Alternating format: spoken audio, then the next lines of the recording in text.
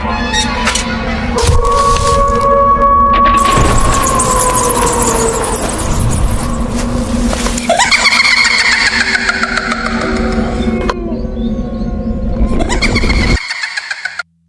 علیکم۔ نانا جی کی کہانیوں میں اپنے سبھی سننے والوں کو خوش آمدید کہتی ہوں۔ امید کرتی ہوں آپ سب لوگ خیریت سے ہوں گے، جہاں ہوں گے خوش ہوں گے، اور نانا جی کی کہانیوں کا انتظار بھی کرتے ہوں گے۔ آج آپ لوگوں کے لیے نانا جی کی ایک اور بہت ہی زیادہ ڈراؤنی کہانی لے کر آئی ہوں، جس سے آپ لوگ بہت زیادہ پسند کریں گے۔ سلسلہ شروع کرتے ہیں نانا جی کی کہانیوں کا۔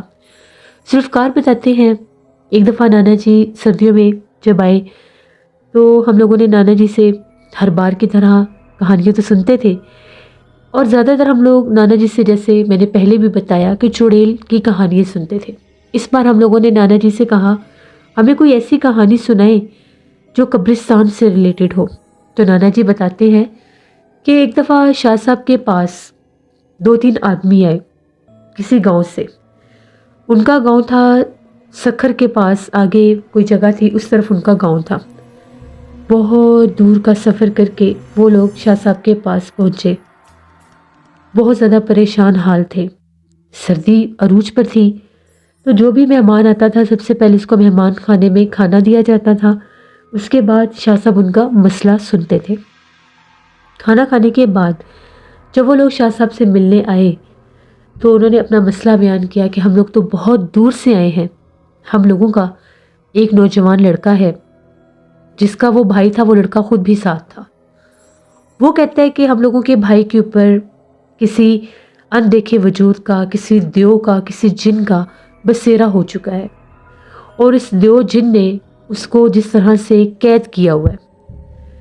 اب اس کے ساتھ یہ ماجرا ہے کہ اس کو پتہ ہی نہیں ہوتا، وہ سویا ہوا ہوتا ہے، اسے کوئی مرد جگاتا ہے یا اس کو کوئی آواز آتی ہے، وہ گھر سے نکل جاتا ہے، اور ہم لوگوں کو جب وہ ملتا ہے تو وہ ایک قبرستان میں ہم لوگوں کو ایک قبر کے پاس کھڑا ہوا ملتا ہے۔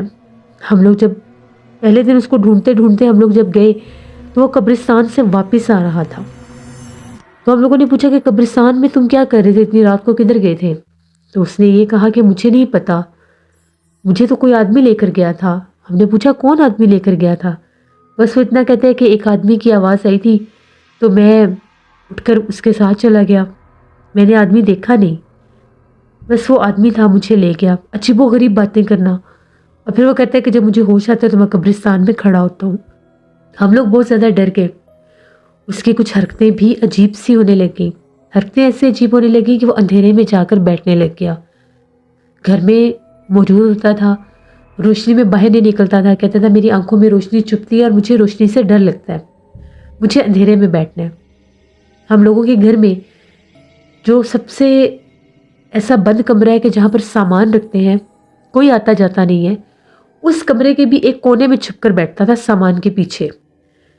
جب ڈھونڈنا تو وہاں پر جا کر کونے میں چھپ کر اس نے بیٹھے ہونا، اور چہرہ ایسے ہوتا تھا جیسے وہ ڈر رہا ہے کسی چیز سے، پوچھ پوچھ کے تھک جاتے ہیں، بتاتا نہیں ہے، صرف رات ہوتی ہے جب تب وہاں سے باہر نکلتا ہے، اور اندھیرے میں آ کر کبھی صحن میں بیٹھ جاتا ہے۔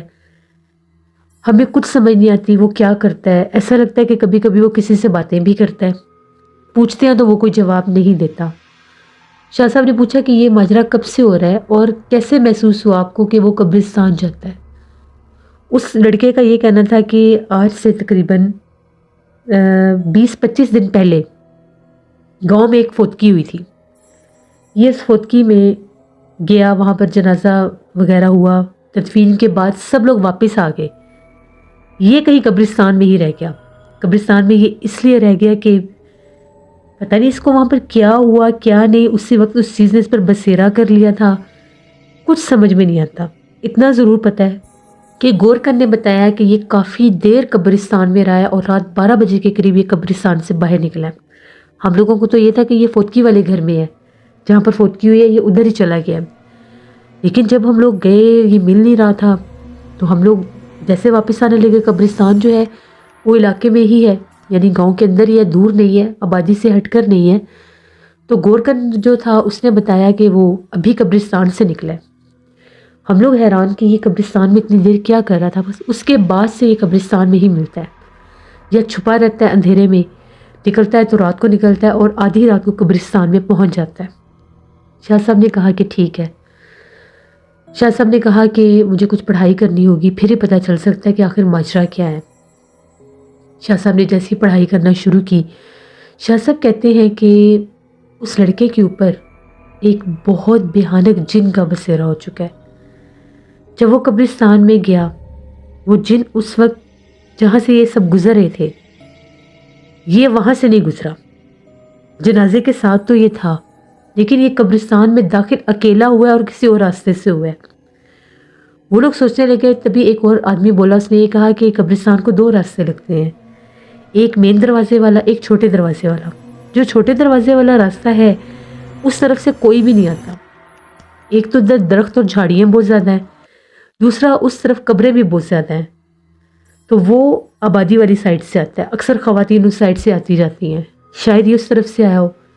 شاہ صاحب نے کہا کہ یہ بات تو کنفرم ہے کہ یہ اکیلا قبرستان میں داخل ہے، اور جس راستے سے یہ آیا ہے وہاں پر وہ مخلوق جن اس کے بالکل راستے میں کھڑا تھا، جس کو یہ کراس کر کے گزرا، اس سے ٹکرا کر گزرا، وہ اسی وقت اس پر سوار ہو گیا تھا۔ باقاعدہ ایک مرد کے روپ میں وہ اس کے ساتھ جنازہ جہاں پر تدفین ہونی تھی اس قبر تک بھی آیا ہے، اس کے پیچھے کھڑا تھا وہ۔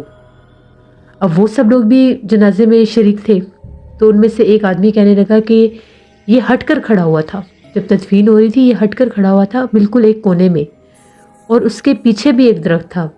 وہاں پر کالے لباس والا ایک آدمی مجھے نظر آیا بھی تھا، تو مجھے لگا گاؤں کا کوئی بندہ ہوگا، اس نے چادر اوڑھی ہوگی۔ بس اتنا ہی میں جانتا ہوں، اس کے علاوہ میں کچھ نہیں جانتا۔ شاہ صاحب نے پوچھا اس کا چہرہ تم نے دیکھا؟ اس آدمی نے کہا کہ نہیں، چہرہ اتنا زیادہ نہیں دیکھا، تھوڑا سا دیکھا ہے۔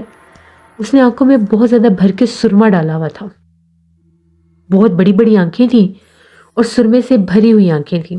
شاہ صاحب نے کہا کہ بس یہ وہی جن تھا جو انسانی روپ میں اس کے پیچھے آ گیا تھا، وہی اس سے بولتا ہے، اس کو بلاتا ہے، اسی کی وجہ سے یہ اندھیرے میں رہتا ہے، کیونکہ وہ ایک اندھیرے کا جن ہے، بھیانک جن۔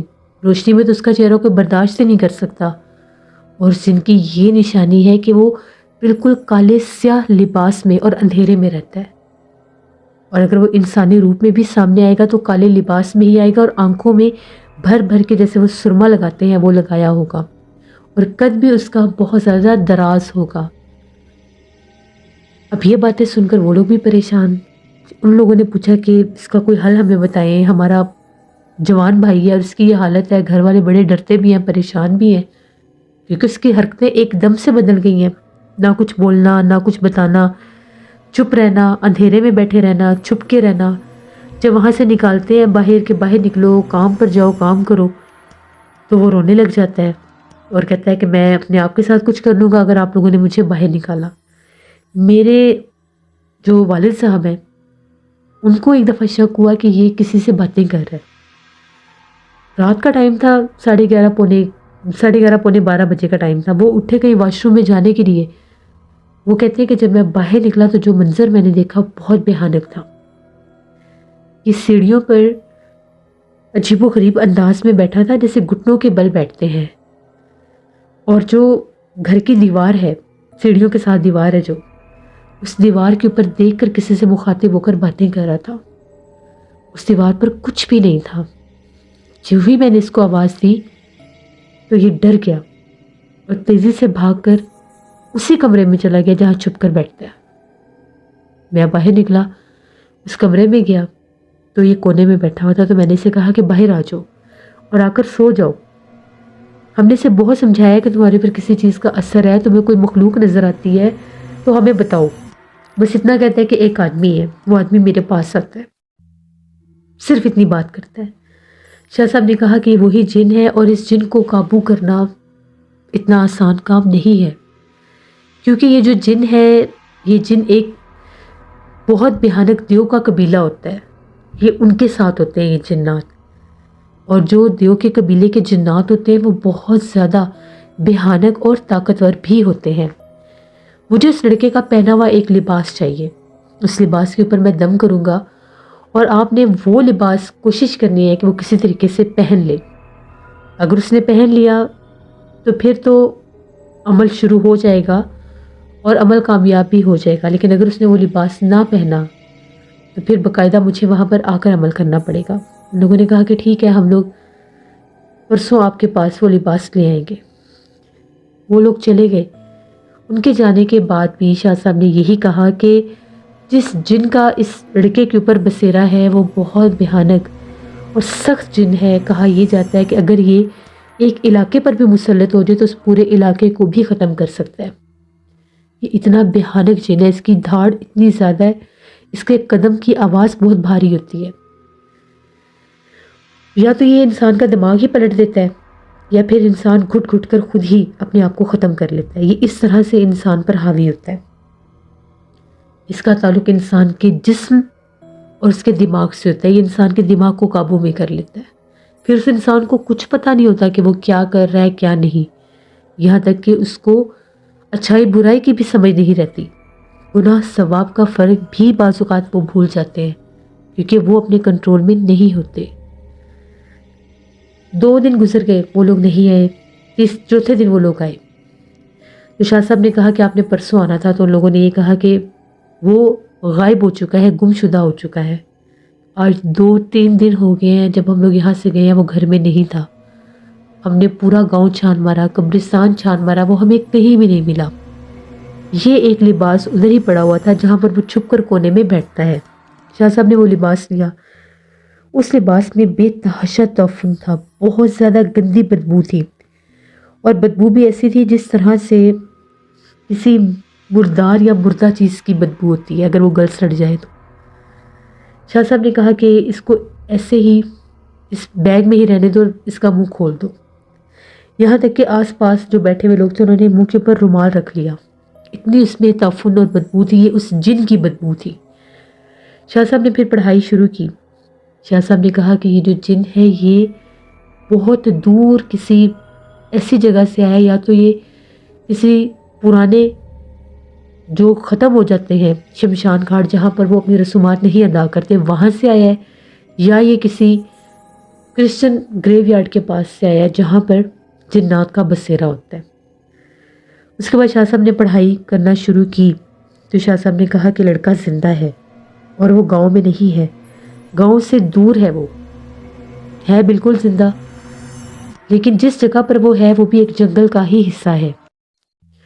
اس جگہ پر اس کو وہ جن لے گیا ہے کیونکہ اسے پتا تھا کہ اب آپ لوگ عامل کے پاس ہیں اور عامل اس کو دور کر دے گا، اس لیے اس جن نے وہ جن اپنے ساتھ اس کو لے گیا۔ یہ جنات انسانوں کو اسی طرح سے غائب کر دیتے ہیں جن کے اوپر ان کا بسیرا ہو۔ وہ انسان اپنے شہروں سے اپنے علاقوں سے دور چلے جاتے ہیں اور ان کو پتہ بھی نہیں ہوتا وہ کہاں جا رہے ہیں اور کس کے ساتھ جا رہے ہیں۔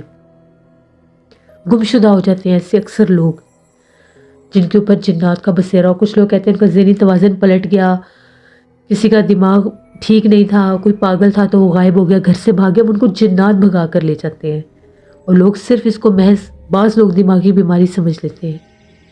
شاہ صاحب نے کہا کہ اس کا جو لباس ہے اس کو جا کر اپنے گھر کی چھت پر شاپر کھول کر رکھ دیں، 3 دن میں واپس آ جائے گا۔ اس کے بعد عمل کرنا پڑے گا کیونکہ یہ لباس وہ پہنے گا نہیں اب، کیونکہ وہ جو جن ہے اس نے اس کو پوری طرح سے اپنے کنٹرول میں کر لیا۔ ہو سکتا ہے جب وہ واپس گھر آئے تو اس کو دورہ بھی پڑے۔ شاہ صاحب نے ایک تعویذ دے دیا کہ جہاں پر وہ سوتا ہے اس پلو کے نیچے، تکیے کے نیچے اس تعویذ کو رکھ دینا ہے۔ اس کے بعد گھر سے بھاگ نہیں سکے گا، رہے گا تو گھر میں ہی رہے گا۔ وہ لوگ گئے، ان لوگوں نے وہ دم کیا اور جو لباس تھا اس کو جا کر اپنے گھر کی چھت کے اوپر اس کا منہ کھول کے رکھ دیا۔ ٹھیک 5 دن کے بعد وہ لوگ واپس آئے اور آ کر یہ بتایا کہ جتنے آپ نے دن بتائے تھے، تیسرے دن رات 12 بجے کے بعد دروازے پر دستک ہوئی۔ کوئی زور زور سے دروازہ کھٹکھٹا رہا تھا، سردی بہت شدید تھی اور بارش بھی ہو رہی تھی۔ جب ہم لوگوں نے جا کر دروازہ کھولا تو باہر وہ بیٹھا ہوا تھا، ننگے پاؤں تھا، بال بکھرے ہوئے تھے اور بالوں میں جیسے مٹی بھی بہت زیادہ تھی۔ جیسے وہ اندر آیا تو میں باقاعدہ ایسی آواز ہے جس طرح سے کوئی تانگا لے کر جا رہا ہے۔ ہم نے آگے کو دیکھا تو بڑی تیزی سے کوئی تانگا چلاتا ہوا دور نکل گیا۔ کسی سے بات چیت نہیں کی، اندر آیا، آ کر جہاں پر وہ سوتا تھا وہاں پر لیٹ گیا۔ وہاں پر ہم لوگوں نے تعویذ پہلے ہی لگا دیا تھا۔ لیٹتے ساتھ ہی 10-15 منٹ گزرے، اس نے چیخیں مارنا شروع کر دی۔ اس کے اوپر وہ مخلوق حاضر ہوگی، اسے دورہ پڑ گیا۔ بڑی مشکل سے ہم نے اسے سنبھالا۔ جب اسے دورہ پڑا تھا اس کی آواز بہت زیادہ بھاری ہو گئی تھی. کبھی اس کی آواز بھاری ہو جاتی تو کبھی اس کی آواز بہت پتلی عورت نما ہو جاتی. اس نے عجیب و غریب زبانیں بولی. اس نے بہت کوشش کی ہم لوگوں پر حملہ کرنے کی، ہمیں مارنے کی، لیکن ہمارے قریب نہیں آ سکا. اچھلتا رہا، اٹھ کے مارنے کی کوشش کرتا رہا، لیکن قریب نہیں آ سکا. شاہ صاحب نے کہا کہ بس ٹھیک ہے، اب وہ بھاگ نہیں سکے گا. اس بستر کے اوپر جب وہ لیٹا ہے تو اس کو دورہ پڑا ہے، اب وہ بھاگ نہیں سکے گا، اب اس پر عمل کیا جا سکتا ہے. پھر شاہ صاحب اور میں اور ان کے کچھ خادم ہم لوگ روانہ ہوئے. گاؤں بے تحاشا دور تھا. صبح کے نکلے ہوئے شام کو جا کر وہاں پر پہنچے. ان کے گھر جب پہنچے تو ان کے ابھی گلی میں داخل ہوئے جہاں پر ان کا گھر تھا. ان کے گھر کے باہر ایک بہت بڑا درخت لگا ہوا تھا، پتہ نہیں کس چیز کا، شاید کوئی برگد کا پرانا پیڑ تھا. اس کے نیچے وہ جن انسان کے روپ میں کھڑا تھا.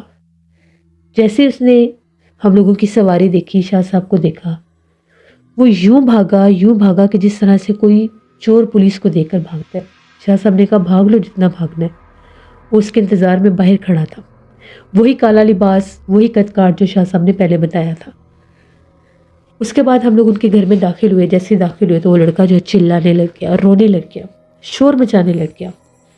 مجھے مت مارو، مجھے باہر جانے دو، وہ مجھے بلا رہا ہے، میرا انتظار کر رہا ہے، مجھے جانے دو، مجھے آپ لوگوں کے ساتھ نہیں رہنا. اس کے گھر والے جو تھے وہ ڈرے ہوئے تھے اور ایک سائڈ پر رو کر جس طرح سے سب لوگ اپنی جان بچا کر بیٹھے ہوئے تھے کہ کہیں یہ ہمیں نقصان نہ دے دے. شاہ صاحب نے جب وہاں پر پہنچے، شاہ صاحب نے اس کو آواز دی، اس کے نام سے پکارا.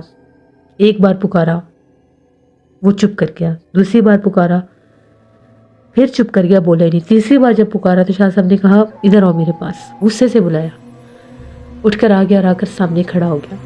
شاہ صاحب کی آنکھوں میں آنکھیں ڈال کر پہلے دیکھنے لگ گیا.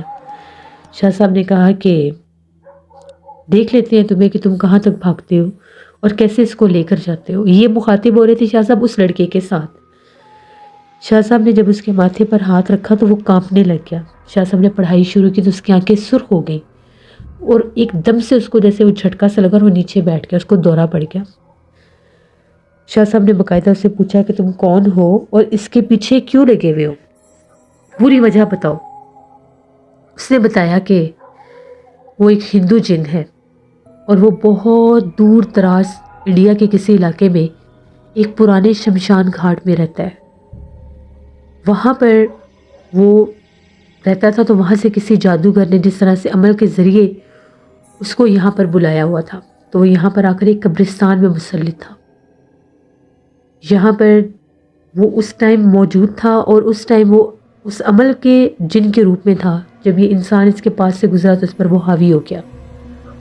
اس کی فطرت تھی حاوی ہونا، کیونکہ وہ جن ہی حاوی ہونے والا تھا. شاہ صاحب نے کہا کہ اس کو چھوڑ دو. وہ کہتا تھا اس کو میں نے ساتھ لے جانا ہے، اس کو میں نے نہیں چھوڑنا، یہ میرا دوست ہے اور میں اس کو لے کے جاؤں گا. وہ جن اس لڑکے پر عاشق ہو گیا تھا.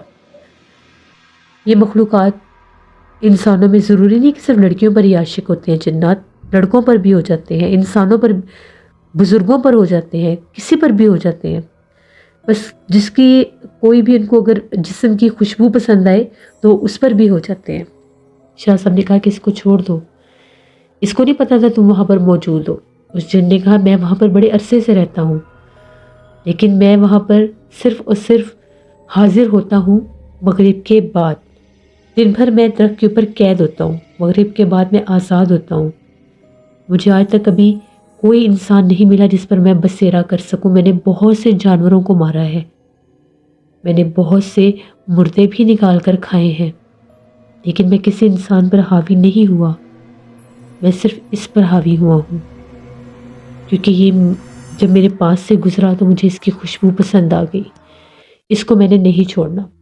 شاہ صاحب نے چوٹی سے پکڑ لیا.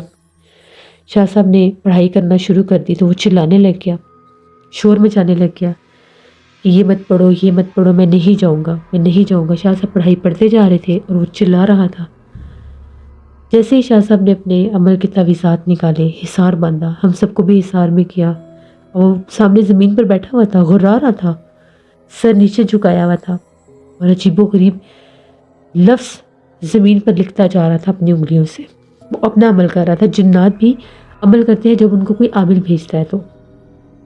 شاہ صاحب نے جو ہی حصار کر کے پڑھائی شروع کی، اس پر ایک پھونک ماری تو وہ جو لکھتا لکھتا ہاتھ تھا وہی رک گیا۔ پھر پڑھائی کر کے پھر پھونک ماری تو اس نے بڑے غصے سے شاہ صاحب کی طرف دیکھا۔ اس کی آنکھیں جو ہے انگاروں میں، جیسے اس کی آنکھوں سے انگارے نکل رہے تھے، اور وہ کہہ رہا تھا مت پڑھو ورنہ میں اس کو مار دوں گا۔ اب اس نے اس کے جسم کو اذیت دینا شروع کر دی۔ شاہ صاحب نے پھر پڑھائی کی، اب اس کو خود تکلیف ہونے لگی۔ کہنے لگا کہ ٹھیک ہے میں چلا جاؤں گا، میں یہاں سے دور چلا جاؤں گا، میں واپس چلا جاؤں گا، میں جہاں سے ہے میں اسی شمشان میں چلا جاؤں گا۔ شاہ صاحب نے کہا ایسے نہیں، اب تمہیں کوئی نشانی دے کر جانی ہوگی۔ اگر تم واپس آئے تو میں تمہیں جلا کر راکھ کر دوں گا، کیونکہ یہ پڑھائی میں ابھی بھی پڑھ رہا ہوں اور تمہارے بال میرے ہاتھ میں ہیں۔ جس وقت شاہ صاحب نے اس کو چوٹی سے پکڑا ہوا تھا، اسی وقت شاہ صاحب نے اس کے کوئی بال توڑ لیے تھے۔ شاہ صاحب نے جب اس کو بال دکھائے اور پر پڑھائی کی، وہ تڑپنے لگ گیا اور معافیاں مانگنے لگ گیا۔ اس کی آواز بہت زیادہ وزنی تھی۔ شاہ صاحب نے کہا کہ نشانی دے کر جاؤ۔ کہ کیا نشانی دے کر جاؤ گے؟ اس نے کہا کہ ان کے گھر کے باہر جو درخت ہے اس کا ایک موٹا تنا میں توڑ دوں گا۔ شاہ صاحب نے کہا اس لڑکے کے جسم کی کوئی ہڈی نہیں توڑو گے، نہ اس گھر کا کوئی دروازہ یا کھڑکی توڑو گے، ایسی نشانی دو جو واضح ہو، اور واپس بھی نہیں آؤ گے۔ وہ بال شاہ صاحب نے لے کر ایک کانچ کی چھوٹی سی بوتل میں ڈال دیے اور اس پر حصار کر کے پھونک مار کے اس کو بند کر دیا۔ اب اس کے پاس بھاگنے کے علاوہ کوئی چارہ نہیں تھا، ورنہ شاہ صاحب پڑھائی کر کے اس کو جلا کر راکھ بھی کر سکتے تھے۔ پھر اس نے ان کے جو گھر کے باہر بہت بڑا پرانا درخت تھا اس کا ایک بہت موٹا تنا توڑا، اور وہ تنا توڑ کر باقاعدہ ان کے صحن میں پھینکا۔ اس لڑکے کے جسم سے جب وہ نکلا، وہ لڑکا وہی زمین پر بیٹھا بیٹھا ہی بے ہوش ہو گیا۔ اس کی بہت بیچارے کی عجیب حالت تھی، بہت زیادہ عجیب حالت، ہاتھ پاؤں گندے مٹی سے بھرے ہوئے، کپڑے گندے، بہت بری کنڈیشن تھی اس کی۔ جیسے وہ تنا باہر گرا، شاہ صاحب نے نانا جی کو کہا کہ حصار سے باہر جائیں اور دیکھ کر آئیں۔ نانا جی جب حصار سے باہر نکلے تو دیکھ کر آئے اور کہنے لگے کہ ایک بہت بڑا درخت کا تنا باہر صحن میں گرا پڑا ہے۔ شاہ صاحب نے کہا کہ ٹھیک ہے آپ آ کر بیٹھ جائیں۔ شاہ صاحب اٹھ کر باہر گئے اور انہوں نے باقاعدہ اس درخت کے اوپر پڑھائی کی، وہ اس درخت پر موجود نہیں تھا۔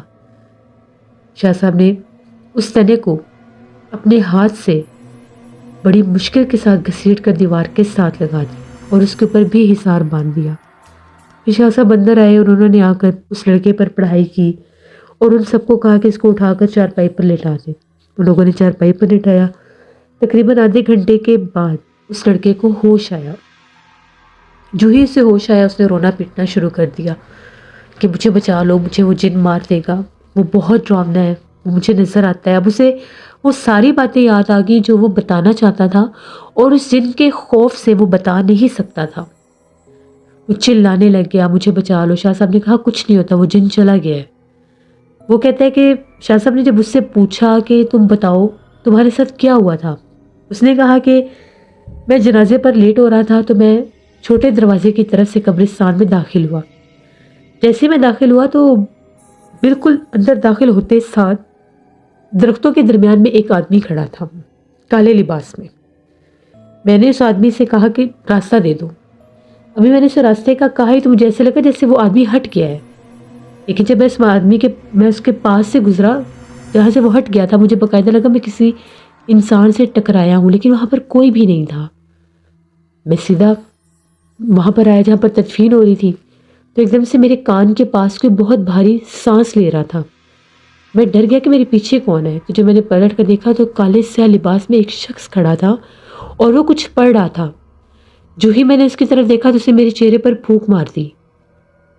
اس کے بعد مجھے صرف اتنا یاد ہے کہ وہ مجھے اپنے ساتھ انہی درختوں میں لے گیا جہاں پر وہ قبر تھی، اور اس قبر کے پاس ایک جھاڑو بھی پڑا ہوا تھا، اس قبر کے اوپر کر کے وہاں پر اس نے مجھے بٹھا دیا۔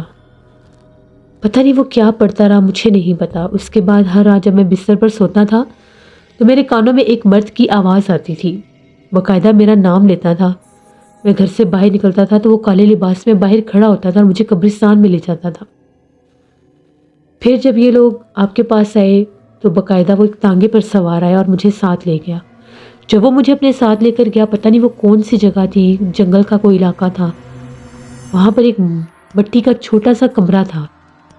उस कमरे में उसने मुझे जाकर बिठा दिया और मैंने उसका असल चेहरा देखा। वो बहुत ज़्यादा भयानक था। उसका असल रूप देखने के बाद मैं बेहोश हो गया। वो इतना बड़ा था, उसका चेहरा बहुत वहशतनाक, सुर्ख आंखें थी और सांप की तरह जुबान मुंह से बाहर निकली हुई थी। फिर जब मुझे होश आया तो मैं तांगे पर अपने घर के बाहर खड़ा था और वो चला गया। फिर वो मुझे बार बार कहता था, घर से बाहर आओ वरना मैं तुम्हारे पूरे घर को जलाकर राख कर दूंगा। मैं ऐसे शोर मचाता था, मुझे बाहर जाना है, मुझे बचा लें। शाह साहब ने कहा, वो अब तुम्हारे करीब नहीं आएगा, वो चला गया है। तुमने सिर्फ एक परहेज करनी है, 41 दिन कब्रिस्तान की तरफ नहीं जाना और छोटे दरवाजे की तरफ तो बिल्कुल भी नहीं जाना। उस तरफ और भी जिन्नात का बसेरा है और जो तावीज़ तुम्हारे तकिए के नीचे है, ये 7 दिन तकिए के नीचे ही रहेगा। 7 दिन के बाद इसको अपने गले में पहन लेना। वो जिन तुम्हारे करीब कभी भी नहीं आ सकेगा। उसके बाद उनके घर वालों ने बहुत शुक्रिया अदा किया। सर्दी बहुत ज़्यादा थी और रात भी हो चुकी थी। वो रात हमने उसी गांव में गुजारी। इसके बाद अगले दिन हम लोग वापस आए। ये नाना जी ने हमें एक कहानी सुनाई और नाना जी बताते हैं कि शाह साहब हमेशा ये कहते थे, जिन्नात की ऐसी ऐसी इकसाम होती हैं जिनके बारे में इंसान इल्म भी नहीं रखता। इतने इतने भयानक और इतने इतने सख्त जिन्नात होते हैं कि अगर वो इंसानों पर हावी हो जाए तो जिंदगी भर उनका पीछा नहीं छोड़ते, जब तक अल्लाह के हुक्म से कोई इतना पहुंचा हुआ आमिल ना हो जो उनको हटा सके। इसलिए नाना जी हमें हमेशा कहते थे कि जब भी आप लोग कब्रिस्तान में जाएं, अपने ऊपर हिसार करके जाएं, आयतुल कुर्सी दुरूद पाक पढ़ के बावजू होकर जाएं और कब्रिस्तान में कोई भी खुशबू लगाकर नहीं जाना चाहिए, चाहे वो कोई इतर हो या जो भी खुशबू हो, वो लगाकर नहीं जाना चाहिए। बहुत से लोग इतर लगाते हैं, बहुत से लोग खुशबू वाले हेयर ऑयल भी लगाते हैं, वो भी लगाकर कब्रिस्तान में नहीं जाना चाहिए क्योंकि जिन्नात खुशबू पर फ़ौरन हावी होते हैं और हमलावर भी होते हैं। ये थी नाना जी की एक खौफनाक कहानी। ऐसी ही कहानी सुनने के लिए मेरे चैनल को सब्सक्राइब कीजिए और वीडियो को लाइक और शेयर भी करें। बेल आइकन को प्रेस कर लें कि आने वाली नई वीडियो की नोटिफिकेशन आप तक पहुंच सके। इंशाल्लाह कल फिर मुलाकात होगी नाना जी की किसी नई खौफनाक कहानी में। जहाँ रहे खुश रहें। Thank you for watching my stories. Stay tune. अल्लाह हाफिज़।